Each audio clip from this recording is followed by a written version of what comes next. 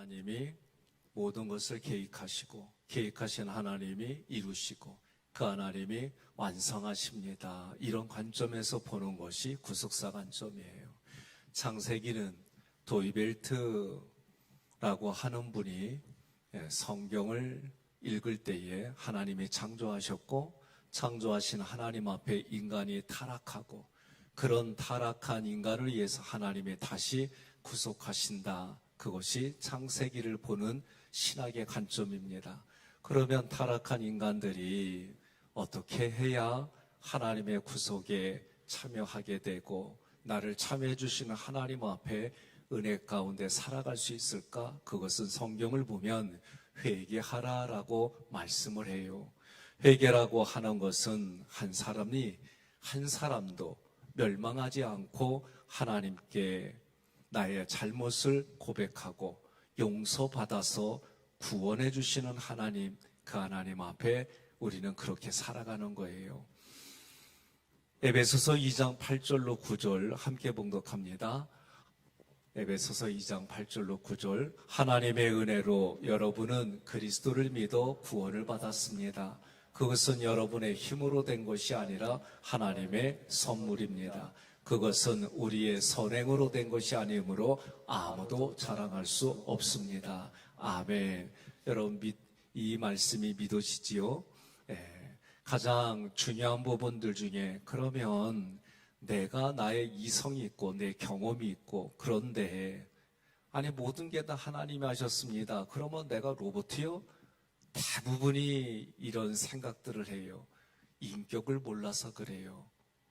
신학교 다닐 때에도 사람의 직분을 뽑을 때에 그 사람의 댐데미를 먼저 봐라. 댐데미를 먼저 본 다음에 이래야 된다. 한동안 저도 그런 줄 알고 그렇게 생각했어요. 사람의 댐데미는 하루아침에 되어진 게 아닙니다. 그런데 댐데미가 먼저 아니라는 게 깨달아지는 게 뭐냐면 하나님과의 관계 속에 그 사람의 인격이 영적인 격이 달라지면 그 달라진 모습 속에서 사람의 인격과 댐데미가 나타나는 줄 믿으시기를 바랍니다. 그래서 또 여러분들이 내적 치유나 인지치유, 심리학으로 내면의 공부를 하고 나면 자기 자신을 보게 해줘요.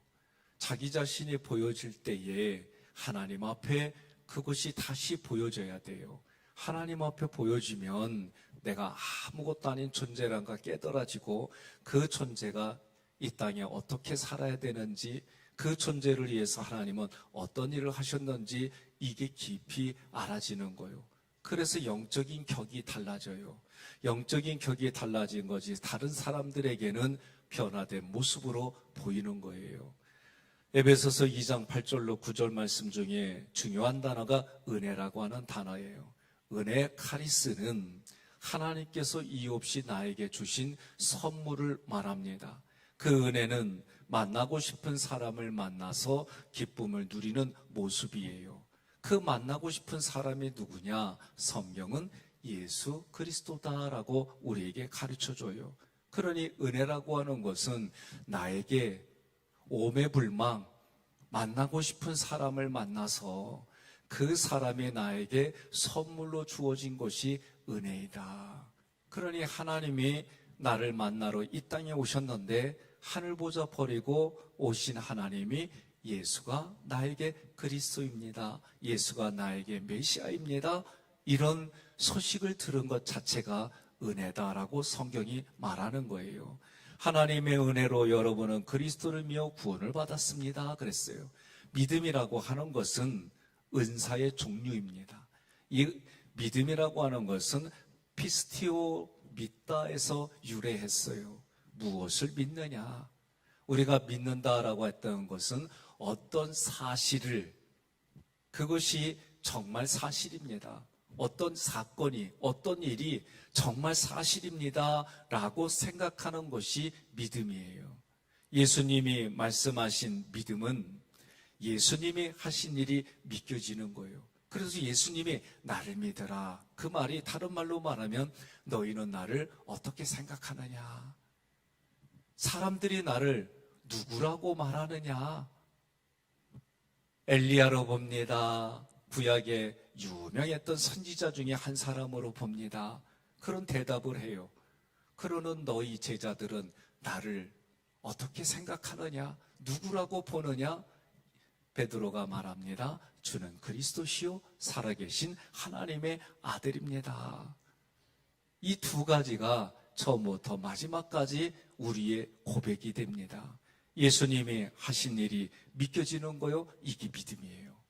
그러면 예수님이 하신 일이 뭐냐? 이 땅에 오셨다가 하늘나라 가셨어요. 이 문장을 조금 더 풀으면은 타락한 우리 인생을 위해서 예수님이 이 땅에 오셨습니다.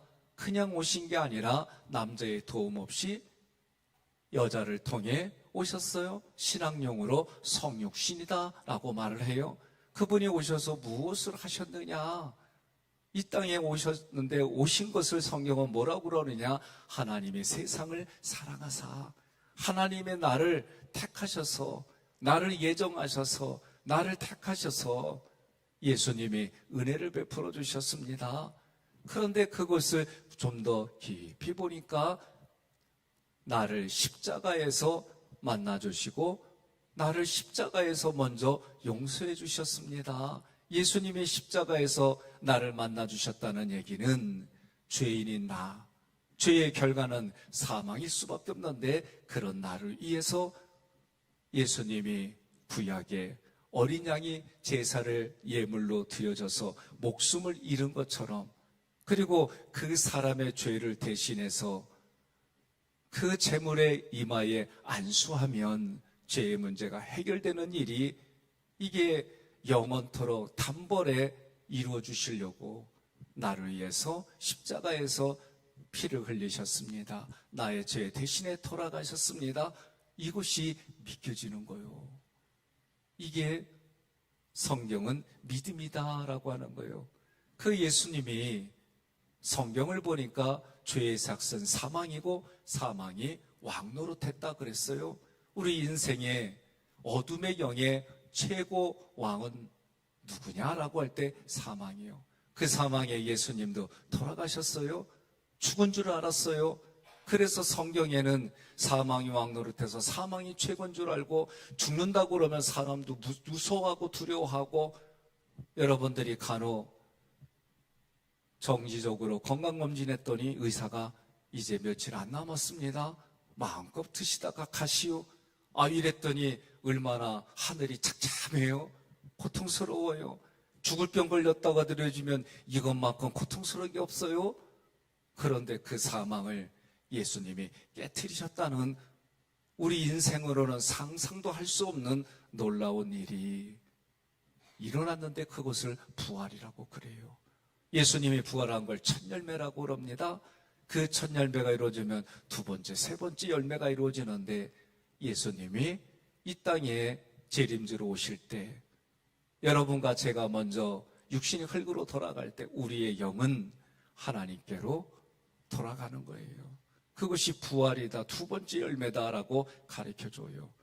그렇게 부활받은 부활로 얻은 영혼육이 새로운 사람이 되어져서 그런데 육신이 있을 때 이런 것들이 믿겨지면 내가 있는 자리가 여러분과 저는 새 사람이 되는데 그 새 사람이 돼서 새 하늘과 새 땅에서 살아가는 그런 마음으로 여러분과 저는 신앙생활하는 거예요. 그런 훈련의 연습으로 우리는 하나님이 본 고향, 내가 여기가 하나님의 나라입니다 라는 의식으로 살아가지만 우리 육신이 땅으로 돌아가고 새롭게 얻은 그 영혼이 가야 할 본고향으로 하나님이 불러주셔서 내가 가야 할 자리, 내가 있어야 할 자리를 예수님이 준비하러 하늘나라 가셨다 말이요. 많은 증인들 앞에서 예수님이 구름 타고 올라가셨어요. 승천이라고 그랬어요.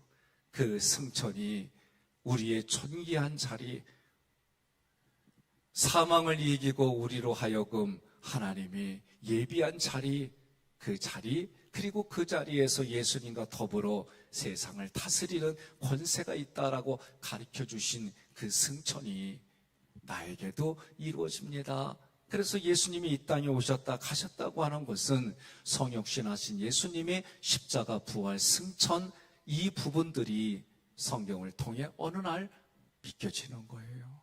어느 날 남들은 뭐 상관없는 그런 시간과 환경과 공간 속에서 내가 예수님이 믿겨지고 그 예수님이 하신 성경의 말씀들이 깨달아져서 나를 향한 하나님의 연애 편지가 성경입니다. 그 말씀 구절구절 읽을 때마다 십자가 보혈의 피가 가득가득 묻혀진 것이 깨달아져서 지금까지는 보지 못했던 내 눈이 영안이 열려지고 그것이 보여져서 삶의 변화가 이루어지고 나 중심의 삶에서 삼일째 하나님 중심의 삶으로 바뀌어가고 지금까지는 나를 드러내고 지금까지는 내가 이런 사람입니다. 그래서 자기가 주인이 되고 이 땅에 자기 힘과 능력으로 살아가는 줄 알았더니 하나님이 여기까지 도와주셨습니다. 하나님이 나에게 원하시는 것이 한 영혼 영혼이 하나님께로 돌아오는 것인지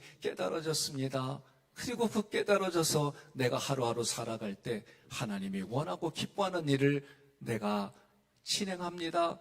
나는 이거 할 힘도 없는데 하나님이 그런 나를 이렇게 세워주셔서 이 일을 감당하도록 주신 게 이런 모든 일들이 그저 감사하고 즐겁고 그저 이것 때문에 내가 살아가는 존재 이유가 있지 이렇게 생각도 바뀌어지고 그러면서 내가 하는 일들이 남들이 볼 때 하나님 앞에는 충성이요 헌신이요 이런 일들의 근거가 믿음이다라고 가르쳐주는 거예요. 그렇게 믿음을 통해서 우리는 구원받았습니다 그러는 거예요. 예수 그리스도를 통해서만 구원받았습니다. 구원은 성경이 이렇게 말해요. 다른 이름으로 천하의 그 어떤 이름으로도 천하의 어떤 종교 이런 것 그런 거 아니라는 거예요. 다른 방법으로는 없다는 거. 오직 하나님께서 약속한 방법 그것이 예수 그리스도를 통해서만 우리가 구원받는다 그래요. 밖에 나가면 사람들이 니네 기독교는 왜 이렇게 배타적이냐? 너희 기독교는 왜 이렇게 독선적이냐? 이 구원에 관해서 말할 때는 그런 얘기를 받을 수 있어요. 그거는 하나님이 말씀하신 의예요. 의가 무엇이냐 한마디로 예수 그리스도가 하나님의 의입니다. 이것이 우리에게는 복음이다. 이것이 우리에게는 복된 것이다 라고 말하는 거예요. 예수님이 이 세상에 오셔서 하나님과 분리된 나를 십자가에서 하나님과 하나 되게 하셨습니다. 그게 구원이에요. 예수님은 오셔서 하나님의 말씀을 우리에게 하셨는데 자기 원하는 대로 했다 그러지 않으셨어요. 하나님이 원하는 대로 살다가 가신 분이 예수님이고 예수님이 걸어가신 그 길을 예수님이 뭐라고 그러느냐? 하나님 아버지께로 가는 길이다. 그 길이 진리이고 생명의 길이다라고 말씀해 주신 거예요. 따라서 성경은 요한복음의 말씀이 예수님이다. 예수님이 말씀이다. 그 말씀이신 예수님이 영이고 그 영은 살리는 영이고 그 살리는 영은 타락한 우리에게는 유익하다라고 말씀해 주시는 거예요. 내 안에 예수님이 계심을 믿는 것이 그것이 의다. 그래서 아브라함이 하나님을 믿으니 하나님께서 그것을 의로 여기셨다 그렇게 말씀하셨어요. 예수님이 나를 구원하셨다고 입으로 고백하는 것을 입으로 시인하면 내가 마음으로 믿고 입으로 시인하면 그렇게 성경이 말하는 거예요. 창세기 15장 6절 함께 봉독합니다. 아브라함이 여호와를 믿었으므로 여호와께서는 이 믿음 때문에 그를 의롭게 여기셨습니다. 아멘. 그렇게 구원받은 이런 모든 것들이 성경은 에베소서 2장 9절로 10절에 선물이다라고 말해요. 선물은 히브리어 미타트, 하나님께서 나에게 주신 것. 이 미타트는 누가 주었느냐? 하나님이 나에게 주신 것, 그것이 선물이다 그렇게 말하는 거예요. 여러분들이 내가 생존하기 위해서 필요한 것들을 사요. 그거는 선물이 아니라고들 생각해요. 다른 사람이 나에게 준 거, 그게 선물이라고만 생각해요. 아니요. 내가 나를 위해서 선물할 줄도 알아야 돼요. 내가 나에게 질문합니다. 그리고 대답합니다. 이거 안 하는 분은 없어요. 그걸 자기 자아라고 그래요. 그래서 내가 내 자신에게 질문하고 대답하고 그 대답한 것이 나를 이끌어가는 거예요. 심리학으로 공부를 하게 되면 그동안 내 나이만큼 살아온 나를 잘했다라고 격려하라고 얘기를 해요. 이런 훈련을 할 때에 어느 집사님 가정에서 일어난 일이에요. 두 딸이 다 대학을 졸업하고 사회생활을 하고 있을 때예요. 어느 날 엄마를 보니까 목사님하고 내적 치유라고 하는 이름 속에서 과목들을 해나가는데 아니 큰 거울을 보더니 자기 이름을 불러가며 수고했다, 고생했다, 어깨로부터 손을 토닥토닥거리고 자기 마음도 어루만져주고 엄마가 그러더래. 그거를 한 번만 그런 게 아니라 그 주간 내내 그런 엄마를 두 딸은 엄마가 생각이 출장 간 것 같아. 그래서 엄마한테 심각하게 얘기를 하면서 하루 좀 시간 좀 내라고. 그래서 왜 그러냐 그랬더니 엄마 모습을 보니까 좀 이상해. 나랑 좀 정신과 좀 갔다 와. 그러더리야. 그 얘기를 저한테 하는데 우리가 다 웃었어요. 거울을 보면서 성현아, 아직 60이 안 됐는데 고생했다. 그동안 얼마나 힘들었냐. 눈물 흘리는 일도 있고 아픈 일도 있고 여러 가지 상황이 이랬는데 고생했어. 남한테 격려받으려고 그러고 남한테 위로받으려고 하지 말고 자기 자신이 거울 보면서 그렇게 위로하고 격려하라고. 그게 과제예요. 그렇게 과제를 하는데 두 딸은 안 하던 짓을 엄마가 한단 말이에요. 그것도 하루도 아니고 매일 일주일 내내 하니까 심각하게 생각한 거예요. 아니에요. 여러분 그렇게 하세요. 그런 자기 자신에게 믿음의 가치를 가지고 자기 자신을 그렇게 포기해 주시는 하나님의 은혜가 선물로 받았단 말이에요. 그러니 선물은 분명하게 성경을 말할 때에 구약의 히브리어 메타트는 하나님이 나에게 주신 겁니다. 이게 개념이에요. 그러니 선물은 에베소서 2장 8절로 9절에 이것이 선물이다라고 얘기를 해요. 여러분의 힘으로 된 것이 아니라 하나님의 선물입니다. 그러니 내 생명, 지금의 배우자, 지금의 자녀들, 이 모든 것이 하나님이 주셨습니다. 라는 고백은 선물이다라고 이야기를 하는 거예요. 여러분, 이게 쉽지가 않아요. 사람이 자기의 마음이 상하면 그 상한 것 때문에 갖는 정서들이 억울하고 힘들고 두렵고 짜증스럽고 이런 정서들이 막 올라와요. 그런데도 그 어려운 것도 힘든 것도 내 마음이 상하게 되는 상황도 하나님이 주셨습니다. 성경은 그렇게 말해요. 그 어려움을 통해서 하나님의 나를 다루실 일이 있단 말이에요. 그 다루시는 것을 통해 내가 하나님 앞에 한 걸음 더 나아가고 그 다루시는 것 때문에 내가 아무것도 아닌 존재라는 게 더 깨달아져야 하는데 사람들은 그렇게 하나님의 선물로 받아들이는 것이 아니라 내 힘과 능력으로 살아온 자기를 추정하는 것이 결국은 원망과 불평이다. 이 원리를 깨달아져야 돼요. 그래서 원망과 불평하지 말라는 다른 말로 말하면 내 인생, 내 힘과 내 능력으로 살아왔다고 말하는 또 다른 표현인 것을 알아야 되는데 그렇게 생각하지 않아요. 그래서 하박국 선지자가 뭐라고 그래요? 외양간에 송아지가 없어도 포도원밭에 포도송이가 없어도 나는 주 여호와 하나님으로 기뻐하고 주 여호와 하나님으로 감사한다고 한 말이 그냥 주어지는 게 아니에요.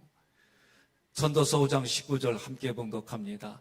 만일 하나님이 어떤 사람에게 부와 재물을 주셔서 그것을 누리게 하시며 복을 받아 자기가 수고한 것을 즐길 수 있게 하시면 그것은 하나님의 선물입니다. 아멘. 우리는 좋은 것만 받았을 때의 선물이라고 말해요. 그렇지 않아요. 큰 인생을 보면 여러분과 저는 하나님 앞에 다가가는 두 번째 사망의 진단이 있는 그런 일들이 곧 이루어져요.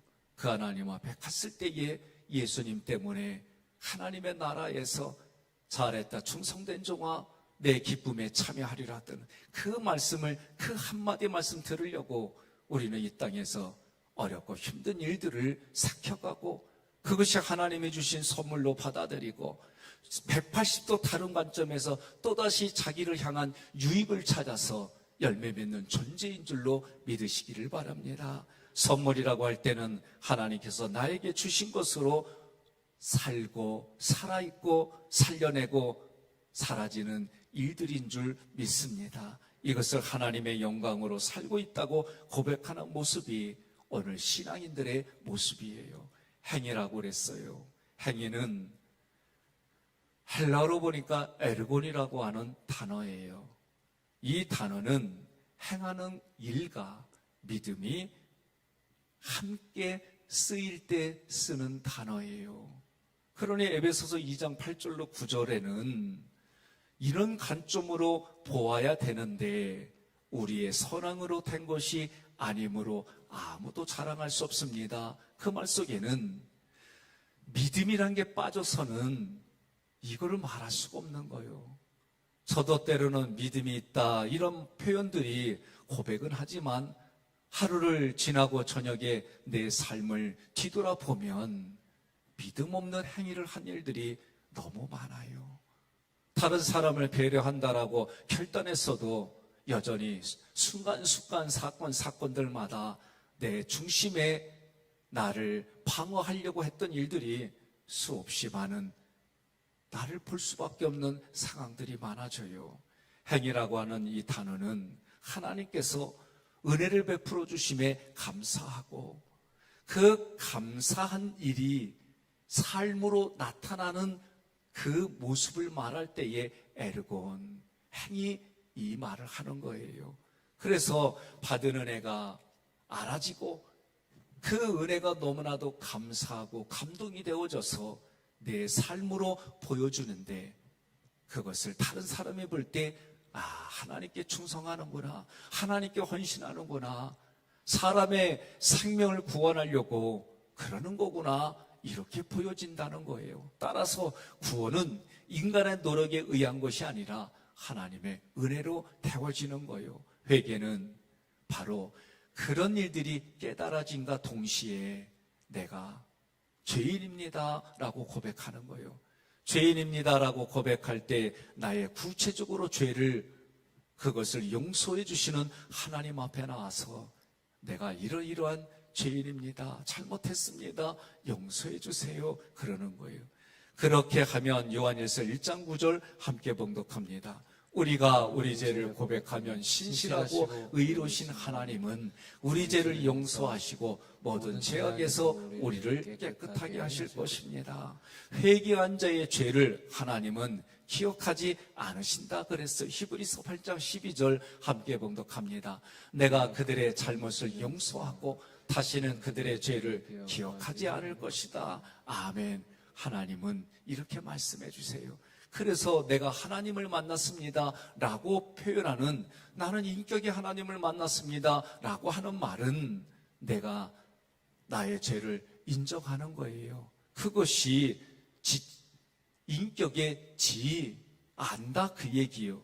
내가 하나님 앞에 이런 죄를 인정합니다, 잘못했습니다, 죄 지은 것에 대해서 내가 너무나도 부끄럽게 느껴집니다, 이런 죄는 내가 구역질 날 정도로 잘못한 것이 깨달아집니다. 이것이 정의라고 하는 인격의 두 번째 항목이에요. 우리의 감성이 죄에 대해서는 부끄러운 줄 알고 이것에 들은 것은 불명예스러운 건 줄 알고 그것이 깨달아져서 하나님, 내가 다시는 죄 짓지 않기를 결단합니다. 이것이 의지예요. 그러니 이런 일들이 이루어져서 내가 다른 사람의 하나님께로 가는 길을 막지 아니하고 그 사람도 하나님께로 갈 수 있도록 배려하는 그리스도인의 모습이 내가 인격으로 하나님을 만났습니다. 그러니 영적인 격이 있어야 그 사람의 인격이 나오는 거지. 그래서 한동안은 저도 사람의 됨됨이를 봐야 됩니다 라고 말을 했어요. 그러나 그 내면에 하나님을 만나지 못하면 사람에게는 관리를 할 수 있고 좋은 척할 수는 있지만 결정적인 사건들이 터질 때는 그 사람의 인간의 모습이 나오기 때문에 결국은 죄 짓는 모습밖에 안 보이는 거예요.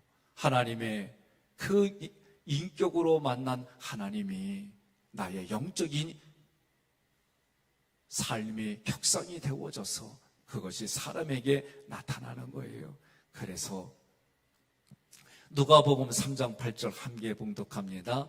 너희는 진정으로 회개했다는 것을 보여줄 만한 바른 행동을 하라. 그리고 속으로라도 아브라함이 우리 조상이다라고 말하지 말아라. 하나님께서는 이 돌들을 가지고도 아브라함의 후손이 되게 하실 수 있습니다. 아멘. 회개를 했어요. 회개를 했다는 얘기는 진정한 보상이 주어지는 거예요. 요한일서 1장 9절 다시 한번 봉독합니다.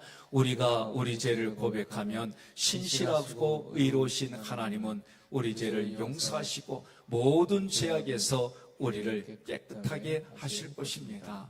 우리를 깨끗하게 해주시는 하나님 앞에 우선이 뭐냐? 죄를 고백하는 거예요. 누가복음 19장 8절 함께 봉독합니다. 삭개오가 서서 주께 여짜오되 주여 보시옵소서 내 소유의 절반을 가난한 자들에게 주겠사오며 만일 누구의 것을 속여 빼앗은 일이 있으면 내 갑절이라 갚겠나이다. 아멘. 자기가 깨달아지면 하나님 앞에도 회개의 예물, 그게 속죄 제물이에요. 회개의 예물을 드려야 되고 내가 다른 사람에게도 그 회개할 때에 물질로 보상해 줄 수 있고 그리고 입으로 내가 시인하고 마음을 어루만져 주는 일이 자발적으로 할 때는 5분의 1이지만 그것이 강제적으로 될 때는 5분의 4를 더하여 보상해 주라는 거예요. 우리가 말로만 고백하는 게 아니에요. 그래서 우리 장로님들을 대상으로 부인 권사님들한테 남편이 뭔가를 잘못했을 때에 보상할 때 다이아몬드 몇 캐럿 좀 깊이 마음에 들으라고 여러분들이 깨달으라고 그런 예를 들어서 말씀한 적이 있어요. 골로새서 3장 8절에 함께 봉독합니다. 이제는 너희가 이 모든 것을 벗어버리라. 곧 분함과 노여움과 악의와 비방과 너희 입에 부끄러운 말이라. 아멘. 우리가 믿음 생활 한다는 얘기는 내 입술로 무엇을 얘기하느냐? 하나님은 부끄러운 말, 내 입에서 나오는 부끄러운 말, 영적으로 이것이 민감해지면은 구역질 나는 말들을 하지 말라고 하는데 이게 한마디로 원망과 불평이에요. 마태복음 21장 32절 함께 봉독합니다. 요한이 의의 도로 너희에게 왔거늘 너희는 그를 믿지 아니하였으되 세리와 장년은 믿었으며 너희는 이것을 보고도 끝내 뉘우쳐 믿지 아니하였도다. 아멘. 사람이 이 땅을 살아가면서 어떤 모습이 됐든 입으로 내가 뉘우치기만 하고 후회만 하면 아무 의미가 없어요. 그렇게 한 사람의 대명사가 누구냐? 가룟 유다예요. 분명히 예수님이 죄가 없다는 걸 알았어요. 자기의 돈을, 예수님 판돈을 갖다 주는 것까지는 했지만, 도로 돌려주는 것까지는 했지만 뉘우쳐서 믿지는 않았어요. 남자답게 세상의 관점으로 멋있게 죽음은 택했지만 하나님 앞에 그 죽음을 진정으로 생각하지는 않았어요.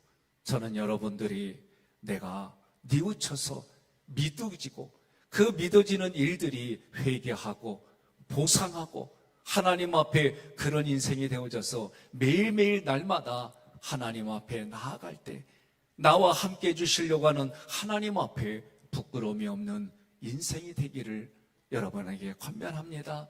그러려면 매일매일의 삶에 내가 하나님 앞에 죄졌던 내 마음의 양심에 그런 일들이 무엇인지 깨달아져서 회개하라. 천국이 가까이 왔느니라. 침노하는 천국이 매일의 삶에, 여러분의 삶에 나를 용서해 주시고 용납하신 하나님의 은혜가 다른 이들에게도 선하게 흘러가 매일의 삶이 여러분 천국의 삶이고 그 천국의 삶이 오늘도 하나님께 영광 돌리는 열매가 매일매일 넘쳐나기를 주님의 이름으로 권면하며 축복합니다.